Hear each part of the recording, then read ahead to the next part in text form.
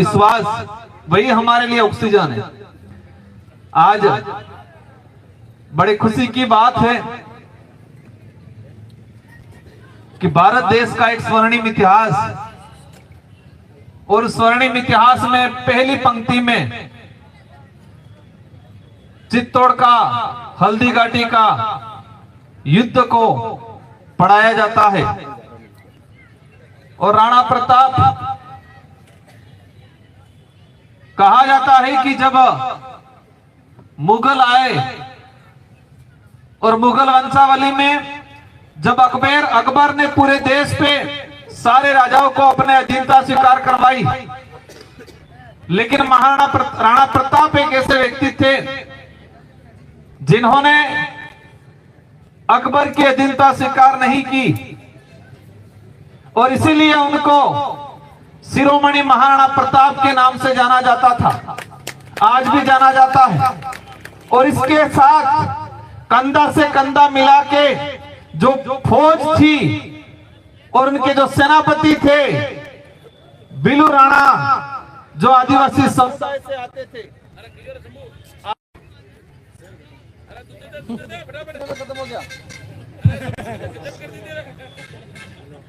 तो जो महाराणा प्रताप के साथ हल्दी घाटी के युद्ध में जो अकबर की सेना और अकबर के जो सेनापति थे मान सिंह, इनको उल्टे पैर भगाने का काम किया था, वो बहादुर भीलों ने किया था। और यही इतिहास इसी धरती पे आज चित्तौड़ के किले के पास ही इस देश के मूल मालिक मूल बीज के नेतृत्व में राष्ट्रीय भील सेना चित्तौड़ के सानिध्य में विश्व आदिवासी दिवस, मेरे से पहले सारे वक्ताओं ने विश्व आदिवासी दिवस, आदिवासी समुदाय, हमारी समस्या, हमारी लड़ाई, दोस्त दुश्मन, क्या परिस्थितियां हैं, इन सारी चीजों पे बातचीत हुई। साथियों, सबसे बड़ी समस्या हमारे साथ ये है, आज हमारे पास पैसा नहीं है तो ये बड़ी समस्या नहीं है, हमारे पास जमीन जायदाद ज्यादा नहीं है ये बड़ी समस्या नहीं है, हमें अच्छी शिक्षा नहीं मिली समस्या जरूर है, लेकिन इसको मेन बड़ी समस्या नहीं मान सकते। हमारी सबसे बड़ी समस्या यह है कि हम हमारा इतिहास भूल गए, हमारी संस्कृति भूल गए, हमारी विश्वास नहीं जगता है, वो अपने भविष्य का निर्माण नहीं कर सकता है। सबसे बड़ी समस्या ये हुई हमारे साथ कि हमारे इतिहास को किताबों में नहीं पढ़ाया गया, हमारी संस्कृति परंपरा का संरक्षण नहीं किया गया।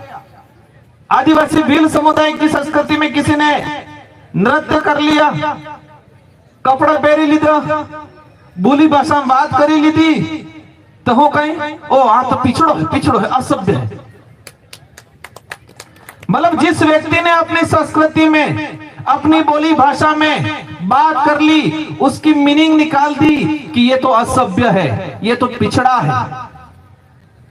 किसी भी समाज की संस्कृति, किसी भी समाज की बोली भाषा उस व्यक्ति को पीछे ले जाने का काम नहीं करती है, उसको आगे पहुंचाने में मदद करती है, ना कि बाधक होती है। लेकिन माहौल क्या बनाया आजादी के बाद कि आदिवासी समुदाय अपनी बोली भाषा में बोल रहा था कि पिछड़ो, और वो दूसरे नहीं, दूसरे करे नहीं करे अलग बात है, लेकिन हमारे ही समाज के कुछ पंक्ति में आगे बढ़ गए, वो अपने आप को ऊंचा मान लिए। आदिवासी समुदाय को इतना बांटा है और बांटने के बाद इतना भूसा भरा है कि वो भूसा इतना भरा है कि आपस में ही लड़ रहे। सबसे पहली बात, जो कटारा है आज कोई या रोथ है या डामोर है, उसमें से आधे लोग तो ये कहते हैं कि हम तो कटारा है, खराड़ी है, पर हम भील नहीं है। और जो भील हैं हम भील हैं, इसमें से भी कई जने कहते हैं अपने तो भील हाँ, लेकिन आदिवासी नहीं है। कुछ उच्च वर्ग में चले गए, वो कहते हैं हम एसटी हैं लेकिन आदिवासी नहीं है। जो ज्यादा पढ़ लिख के आगे चला, लिखा पढ़ा, जो लिखा था उसको पढ़ के नौकरी लग गया, लेकिन वो नौकरी लगा, उस नौकरी का भी मूल कारण यही था, अगर रिजर्वेशन नहीं होता तो शायद वो नौकरी नहीं लगता। और वो रिजर्वेशन कैसे मिला? वो रिजर्वेशन हमारी संस्कृति से मिला, हमारी परंपरा, हमारे इस देश के मूल मालिक होने की वजह से मिला वो आरक्षण, न कि पैंट शर्ट पहनने से या ऊंचा दिखने से नहीं मिला। हमारे समाज के कई लोग ऐसे जो पढ़ लिख के आगे बढ़ जाते हैं, जो अपने आप को आदिवासी कहना, भील कहना पसंद नहीं करते हैं, और वो जिस आधार पे आगे बढ़े हैं, जिस सर्टिफिकेट के आधार पे आगे बढ़े हैं, अगर उसमें आदिवासी भील नहीं लिखा होता तो उनको नौकरी नहीं मिलती। लेकिन बढ़ इतने गए हैं, अभी हमारे थावरचंद भाई के रिकॉर्ड में वो मीणा का इशू को लेकर उन्होंने बात रखी। आजादी के बाद हमें एक तो बॉर्डरों के अंदर बांटा। कैसे बांटा? मध्य प्रदेश, गुजरात, ये नीमच पास में ही है कि मध्य प्रदेश के कितना साथी आए? थोड़े तो आए होंगे, 8-10 तो आएंगे नीमच आसपास के। हाँ ये देख दो। इसके बाद गुजरात में बांटा। आप ये मानना, जो खराड़ी आज यहां पर खराड़ी गोत्र के हैं कि नहीं है भाई? हाथ खड़े करना। वही खराड़ी उदयपुर के उधर गोगुंदा के आसपास या उदयपुर शहर के आसपास, जब हम 2016 में आदिवासी चिंतन शिविर लगाया तो हमको पत्थर मारे। क्या बोला? कि तुम हमको आदिवासी कहने आ गए हो, हम तो आदिवासी नहीं है। एक खराड़ी वहां जाके कुछ और बन गया, एक कटारा यहां पर भील लगा रहा है, छोटी सागड़ी प्रतापगढ़ या वल्लभनगर के आसपास वो कटारा क्या लगा रहा है? रावत लगा रहा है। वही कटारा खेरवाड़ा में चला गया, ऋषभदेव में चला गया, क्या लगा रहा है? हम तो मीणा है। वही कटारा डूंगरपुर में फिर भील लगा रहा है, और वही कटारा गुजरात में चला गया, कह रहा मैं तो सिसोदिया हूं। एक कटारे गोत्र का व्यक्ति भील भी बन गया, मीणा भी बन गया, रावत भी बन गया, सिसोदिया भी बन गया। इतनी तो मेरी जानकारी में, पता नहीं और कितने बन गए। और वही वो व्यक्ति जिनकी कुल देवी एक है, खून एक है, लेकिन आपस में लड़ता है। क्या लड़ता है? मैं तो मीणा हूं, खेरवाड़ा वाला कहेगा ये तो भील है। मैंने विधानसभा के अंदर बोला था जब मैं विधायक था, अगर खेरवाड़ा, डूंगरपुर, प्रतापगढ़ में आज मीणा है तो इतिहास के पन्नों में जब 1576 में हल्दी घाटी का युद्ध हुआ था तो उसमें भील सेनाएं अकेली क्यों लड़ी? हल्दी घाटी के युद्ध में हम पढ़ते हैं कि महाराणा प्रताप के साथ राणा पूजा के नेतृत्व में, हकीम कासूरी के नेतृत्व में सबसे ज्यादा भीलों की सेना थी, मुस्लिम की सेना थी, चुंडावतों की सेना थी। अगर हल्दी घाटी के युद्ध में इस इलाके में अगर मीणा रहते तो इतिहास में यह पढ़ाया जाता कि हल्दी घाटी के युद्ध में मीणा युद्ध लड़े। ये इससे आगे बढ़ते हैं। 1854 में मेवाड़ भील कोर बटालियन बनी। अगर खेरवाड़ा वाला कालियाज हो के तो मीणा हो बिल्लेम कहीं, अगर तमें इंज वेता तो उस समय भील कोर बटालियन नहीं बनती, उस समय मीणा कोर बटालियन बनती। सबसे बड़ी समस्या, मैंने कहा कि आपने मेरी जो बात शुरू की कि हमारे पास पैसा कम है वो समस्या नहीं है, हमारे पास जमीन जायदाद कम है वो बड़ी समस्या नहीं है। सबसे बड़ी समस्या ये है कि हम हमारा अस्तित्व भूल गए, हमारी पहचान भूल गए और हम डिवाइड हो गए, और डिवाइड होके आज आपस में लड़ रहे कुत्तों की तरह। ये सबसे बड़ी समस्या होगी।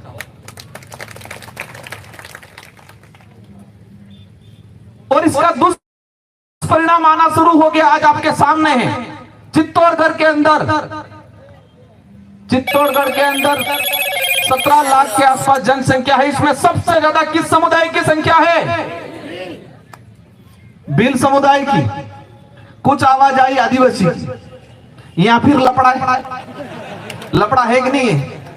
कि हमारे भाई कई जगह हम पूछते हैं मैं भील हूं लेकिन आदिवासी नहीं हूं, कुछ कहते हैं मैं आदिवासी हूं लेकिन भील नहीं हूं। तो मैंने वापस वही चीज की मैंने बात शुरू की कि हम बिखर गए, हमारा इतिहास भूल गए, हमारी पहचान भूल गई। ये सबसे बड़ी समस्या हो गई।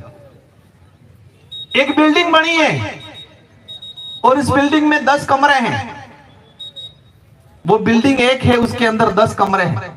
तो आदिवासी समुदाय है, उस समुदाय में समूह है। आदिवासी समुदाय है, उस समुदाय के अंदर समूह है। भील समूह है, गोंड समूह है, संथाल समूह है, मीणा है, सहरिया है। उधर जाएंगे नागालैंड की तरफ, असम की तरफ तो बोडो है, नागा है। इस भारत देश के अंदर ट्राइबलों की 3 से 4 रेस है, नस्ल। द्रविड़ियन नस्ल, एस्टोराइड नस्ल, मंगोलियन नस्ल और निग्रो नस्ल। इस इंडिया के अंदर जब सिंधु घाटी सभ्यता का इतिहास उठा के देखते हैं तो वहां का सिंधु घाटी सभ्यता के बहुत सारी चीजें भी प्रोफेसर साहब बता रहे थे। 300 के आसपास सिंधु घाटी समकालीन जो हमें अवशेष मिलते हैं, इसमें 17 जगह पे आदिवासी, भील समुदाय, गोंड समुदाय की संस्कृति, उनके औजार वहां से मिलते हैं। तो 7000 साल पुराना आदिवासी समुदाय धरती पे रह रहा था, इस भारत भूमि पे रह रहा था। कई विदेशी आक्रमणकारी आए, कई विदेशी व्यापारी आए, कई विदेशी शरणार्थी आए, आर्य आए, हूण आए, कुषाण आए, शक आए, सब आए। लेकिन आदिवासी समुदाय ने सबको शरण देके सबका मान सम्मान करने का काम किया इस धरती पे।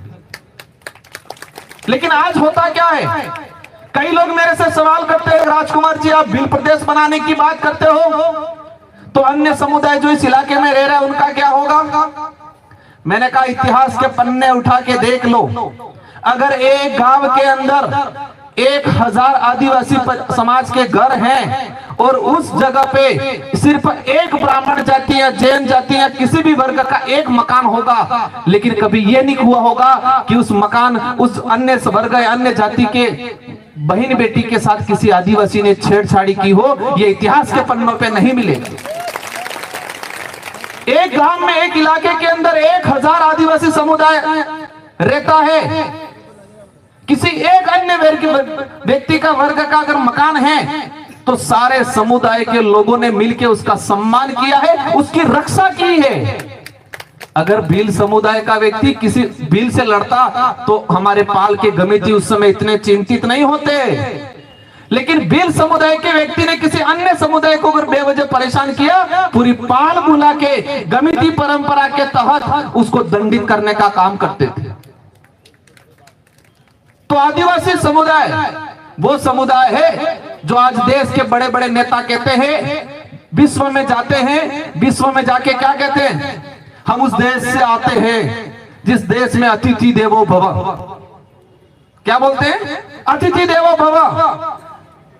मतलब जो मेहमान आया है वो हमारे भगवान बराबर है। ये तो आदिवासी कौन, आप शब्द क्या यूज करते हैं? पामड़ा, मतलब मेहमान है। नहीं पहचाना है व्यक्ति को, फिर भी हमने क्या संबोधन किया? मेहमान है, पामड़ा है। उसको बिठाया, पानी पिलाया, चाय पिलाई, फिर पूछा कि आपका नाम क्या है और काम क्या है। तो जो विश्व में डंका बजाने की बात करते हैं, कहते हैं अतिथि देवो भव, वो आदिवासी समुदाय की संस्कृति से निकाला हुआ शब्द है। आज भी आदिवासी समुदाय उसकी पालना करता है, लेकिन दूसरे लोग नहीं करते। तो मैं ये बात शुरू इसलिए की थी कि इस इलाके के अंदर जो अन्य वर्ग के समुदाय के लोग रहते हैं, ये भील समुदाय ने सबका मान सम्मान किया है, सबका आदर किया है, आने वाले समय में भी करेगा। भील आदिवासी समुदाय के अंदर शोषण की भावना कभी नहीं रहती है, छुआछूत की भावना कभी नहीं रहती। जो इतिहास उठा के देख ले हल्दी घाटी के युद्ध में, इससे पहले हम जाते हैं, बप्पा रावल भूइल वंश की स्थापना की यहाँ चित्तौड़ में। 700 ईस्वी के आसपास। इनका इतिहास भी हमें थोड़ा बहुत जानने की जरूरत है। जब 700 ईस्वी के आसपास ईडर में थे और ईडर पे आक्रमण हुआ, बप्पा रावल के पूरे परिवार को खत्म कर दिया। वहां पर वीर विनोद में लिखा है, प्रोफेसर साहब बता रहे थे 6 साल के थे बप्पा रावल। कितने साल के? 6 साल के बच्चे थे। और हमारे पुराने बुजुर्गों से हमने भी डाटा कलेक्शन कर रहे, जो 100 साल की उम्र वाले, ये बताते 3 साल के बच्चे थे वो। 3 साल के 3 साल के छोटे बच्चे थे बप्पा रावल। और ईडर से जो महारानी थी उसने 2 भीलों को वो बच्चा पकड़ाया। और एक भील का नाम था दला भील और दूसरे का मैं भूल रहा हूं। 2 भीलों को बप्पा रावल को पकड़ाया और भीलों को कहो कि आपकी जिम्मेदारी है मेरा वंश बचाने की। और ईडर से 2 भील बप्पा रावल को पकड़ के 3 साल के बच्चों को पकड़ के लेके आए और सलुम्बर के आसपास रखा। वहां उन्होंने पालन पोषण किया, उन्होंने बड़ा किया। और यहाँ पर जो ऋषि थे उनको एक राज परिवार सा छोटा उनको दिया। और इसके बाद 700 1700 713 ईस्वी के आसपास यहाँ पर गोहिल वंश की स्थापना की। अगर भील समुदाय के अंदर शोषण अत्याचार की, भील समुदाय के अंदर राज करने की नीति होती तो बप्पा रावल को वहां से सुरक्षित यहां नहीं लाते। लेकिन आज क्या हो रहा है? आदिवासी समुदाय के साथ हर व्यक्ति जो मुझे तान के हमारे लोगों को शोषण करते, अत्याचार करते। मैं इस बात पे ज्यादा नहीं जाऊंगा, हम तो हमारी कमियां क्या है वो सुधारने पे ज्यादा बात करूंगा। जिस दिन हम हमारी कमियों को सुधार लेंगे, जिस दिन हम तर्क वितर्क करना सीख जाएंगे, सवाल जवाब करना सीख जाएंगे, जिस दिन हम आत्मनिर्भर, दिमाग से आत्मनिर्भर, पैरों से खड़े ही हैं, यहां से आत्मनिर्भर हो जाएंगे, उस दिन हम आगे की बात करेंगे। अभी हमारी जो समस्या है, समस्या क्या? हम बिखरे हुए, गोत्र में बिखरे हुए, धर्म में बिखरे हुए। बहन बेटन इज्जत कोण लूटी देगा मैं नहीं बोलेगा, लेकिन धर्म बल्ले तरजन कमटीन हरजन हमटा हंसतले निकल जाएगा। मारी बोली थोड़ी समझ में आवे कि नहीं आवे? यहां पर भी कलम चढ़ गया थोड़ा थोड़ा, सब जगह मिश्रण हो गया। जैसे कटारा एक जगह जाके मीणा बन गया, एक जगह जाके गरासिया बन गया, एक जगह जाके सिसोदिया बन गया, एक जगह जाके भील बन गया और एक जगह रावत बन गया। इसी तरह यहां पर भी गड़बड़ हो। तो आज चित्तौड़ में 1 नंबर पे भील समुदाय होने के बावजूद भी भीलों का राजनीतिक नेतृत्व नहीं है। यहां से कोई RSIS नहीं निकले। RSIS तो ठीक है, हमारे चतुश्रेणी तृतीय श्रेणी 2nd ग्रेड तक भी नहीं आए। अभी भीलों को लड़ाने का, भीलो सहारिया मीणा कटारा उन सबको लड़ाने का एक सुप्रीम कोर्ट का जजमेंट आया। उसको लेके शेड्यूल एरिया के बाहर मेरे खिलाफ माहौल बनाया। मैं वर्तमान को देख के नहीं, मैं भविष्य को देख के हम निर्णय करते हैं। सरकार को फायदा देना है वंचित भीलों को, तो आप वर्गीकरण कर दो ना, आपस में माहौल क्यों बनवा रहे हो? मेरा उस समय था आप वर्गीकरण करो, वर्गीकरण से पहले या तो शुद्धिकरण करो। जिस हमारे खेरवाड़ा के आसपास, प्रतापगढ़ के आसपास जिनको मीणा कर दिया है वो किस में जाएंगे भाई? यहाँ रावत कर दिया, वो रावत कहां जाएंगे? सरकार को फायदा नहीं देना है, आपस में लड़ाना चाहती है सरकार। यह सच्चाई है कि राजस्थान के अंदर मीणा समुदाय के भाइयों ने ज्यादा फायदा लिया है, नो डाउट ये मानते हैं। लेकिन इसका मतलब ये नहीं तुम भील और मीणा को आपस में लड़ाओ। सरकार 2 डबल इंजन की सरकार की बात करते हैं, तो आप वर्गीकरण कर दो ना। मैंने कहा था क्षेत्र आधार पे वर्गीकरण करो, राजस्थान के 4 पार्ट बना दो, 4 पार्टों के हिसाब से क्षेत्र के आधार पर। क्योंकि मुझे पता है आज भील और मीणा के नाम से लड़ रहे हैं, कल डूंगरपुर का भील, बांसवाड़ा का भील और चित्तौड़ का भील लड़ेंगे। क्योंकि डूंगरपुर के भील समुदाय के जो पढ़ा लिखा युवा है उससे कंपटीशन हमारा चित्तौड़ का भाई आज नहीं कर पाएगा, मुझे पता है। डूंगरपुर बांसवाड़ा के अंदर एजुकेशन अच्छा है क्योंकि 6 शेड्यूल 5 शेड्यूल लगा था, 5वीं अनुसूची विशेष आरक्षण नीति हमें मिली। बाड़मेर जैसलमेर के भाई से, मतलब वहां का भाई डूंगरपुर बांसवाड़ा के भील समुदाय से नहीं कर पाएगा, आज वहां लड़ रहे हैं। 10 साल बाद डूंगरपुर बांसवाड़ा और चित्तौड़ के भील लड़ेंगे। ये नीति से काम कर रहे हैं ये लोग। सबसे पहले ये हो जाना चाहिए कि स्टेट डिस्ट्रिक्ट के मतलब डिस्ट्रिक्ट का प्रावधान होना चाहिए। एक्सल 1 से लगा के एक्सल 9 तक की सारी भर्तियों के अंदर जिला विशेष के ही लोग लगेंगे, ये प्रावधान होना चाहिए। वो क्यों नहीं कर रहे आप लोग? एससी समुदाय को आपस में लड़ाएं, आदिवासियों को आपस में लड़ाएं। आज तक लड़ते लड़ते आ रहे हैं हम लोग। हमें समाधान करना चाहिए, उनको समाधान करना है। दिल्ली और जयपुर में जितने आदिवासी सांसद विधायक हैं उनको बुलाओ, हम बताएंगे कि कैसे रास्ता निकले जो 100 साल तक आपस में नहीं लड़ाए, क्योंकि ये जो चाहते हैं वो आपस में लड़े। हमारी समस्या, हमको जागरूक होना जरूरी है। हमको कोई चिपका देता है, हम ऊपर बढ़ते हैं। आज लोकतंत्र की बात आती है, लोकतंत्र में सबसे बड़ी ताकत 1 लाख लोग इकट्ठे करके आप यहां पर बात करो और एक विधायक आप जयपुर भेज के बात कराओ, कितना फर्क पड़ता है। लेकिन होता क्या है, मैं इस बात को लेकर भीमराव अंबेडकर जी को याद करना चाहूंगा। भीमराव अंबेडकर जी ने संविधान के अंदर, उनके सहयोगी जयपाल सिंह मुंडा ने, अंबेडकर जी ने वंचित दलित पिछड़ों के लिए, आदिवासियों के लिए प्रावधान किया आरक्षण का। अंबेडकर जी संविधान लिख रहे थे, लेकिन संविधान समिति के अंदर जाने की बात आई तो चुन के जाने की बात आई तो उन्होंने विचार किया कि सबसे ज्यादा मेरा जो इलाका है वो महाराष्ट्र के आसपास था, उनका इलाका जन्मस्थली मध्य प्रदेश और टच में।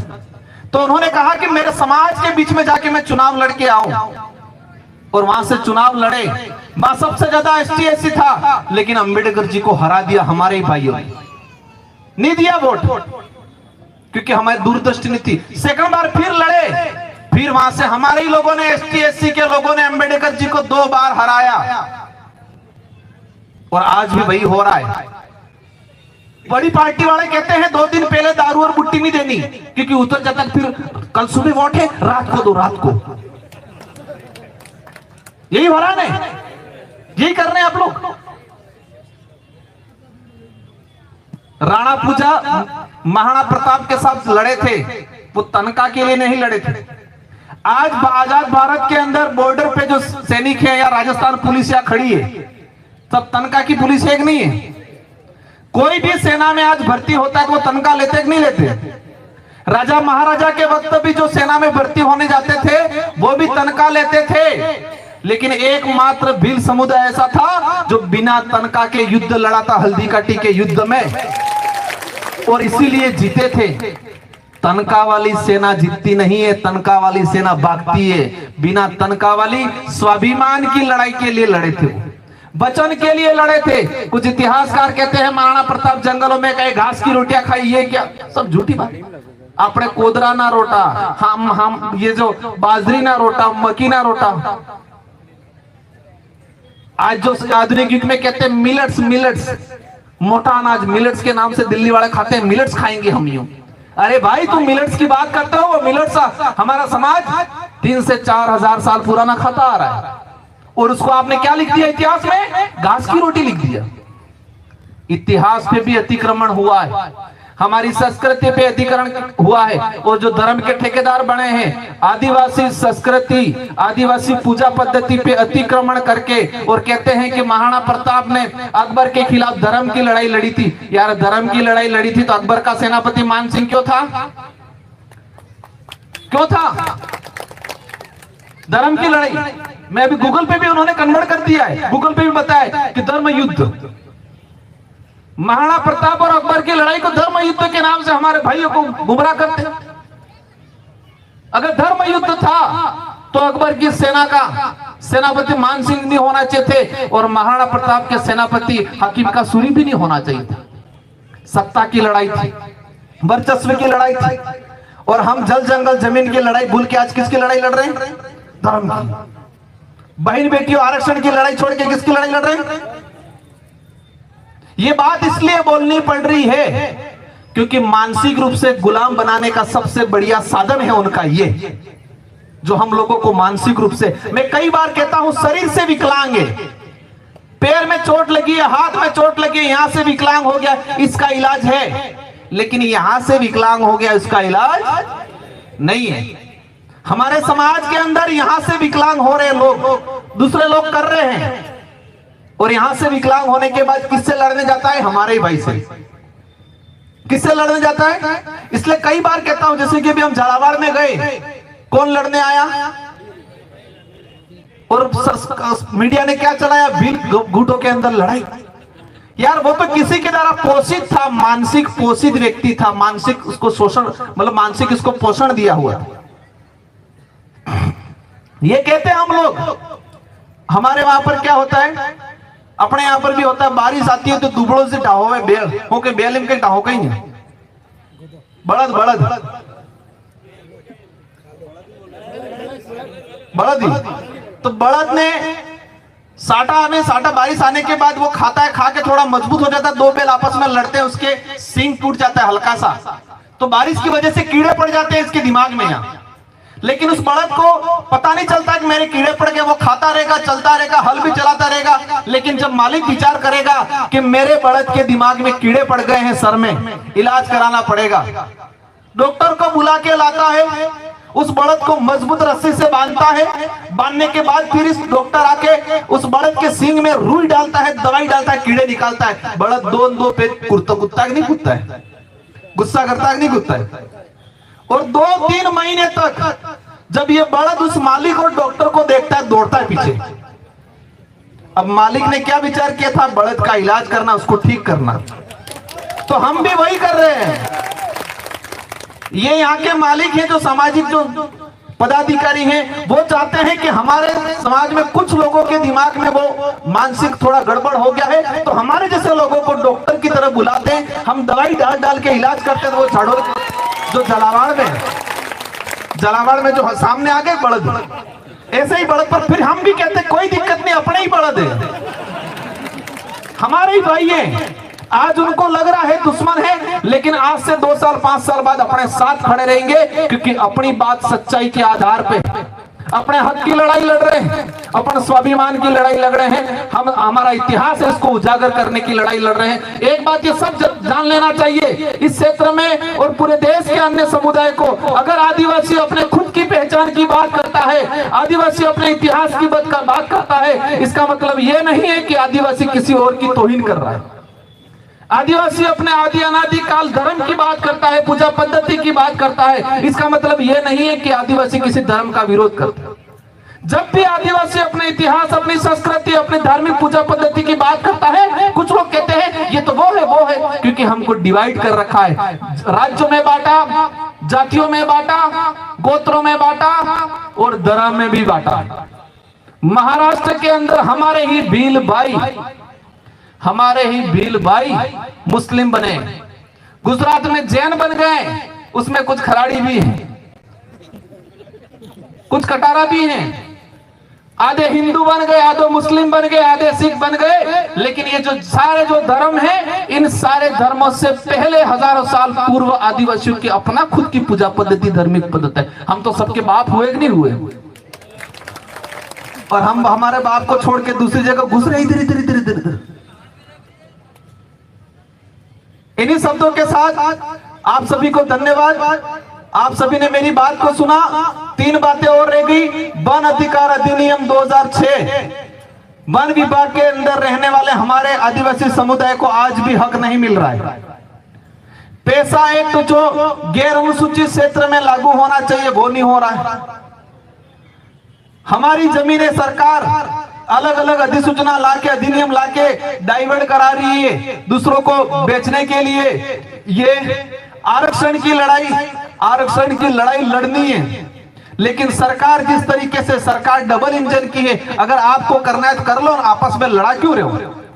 पहले संशोधन करवा लो ना। हमारे भाई जो रावत बन गए हैं, जो मीणा बन गए हैं, जो सिसोदिया बन गए हैं, इनका संशोधन क्यों नहीं करवा रहे?